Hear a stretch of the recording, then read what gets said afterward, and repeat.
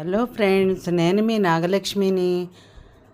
అరటి పండుతో బజ్జీలు వేశానండి. అరటి పండు కట్ చేసి బజ్జీలు వేశాను.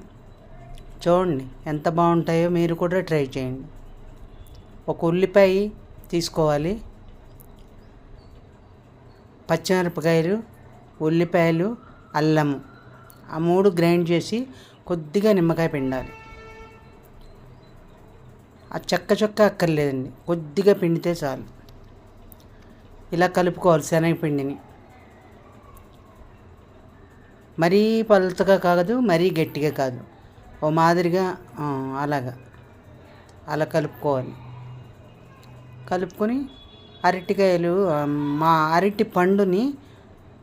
అరటి పండే సన్నగా కట్ చేసి అవి బజ్జీలు వేసేయాలి. అరటికాయ బజ్జీలు, పచ్చిమిరపకాయ బజ్జీలు ఎలా చేస్తామో అరటిపండును కూడా ముక్కలు చేసుకుని అలా ఒక్కోటి ముంచి వేసేసేయటమే. అది అరటిపండు అలా కట్ చేసుకోవాలి, ఒక్కోటి ముంచి వేసేసుకోవడం, అందులో వేసేసుకుని తీసేసుకోవడమే. అరటిపండు బజ్జీ రెడీ అయిపోయింది. చూసారా ఎంత బాగున్నాయో, చూడటానికి బాగున్నాయి. దానికి ఇష్టపడే వాళ్ళు ఉంటే తినేసేయచ్చండి. అది నచ్చితే లైక్ చేయండి, కామెంట్ చేయండి, సబ్స్క్రైబ్ చేసుకోండి. చివరి వరకు వీడియో చూడండి. ఏది చేసుకోవాలి, ఏది అక్కర్లేదు, మనం ట్రై చేయొచ్చా అనే విషయం మీకు తెలియాలి కదా. అది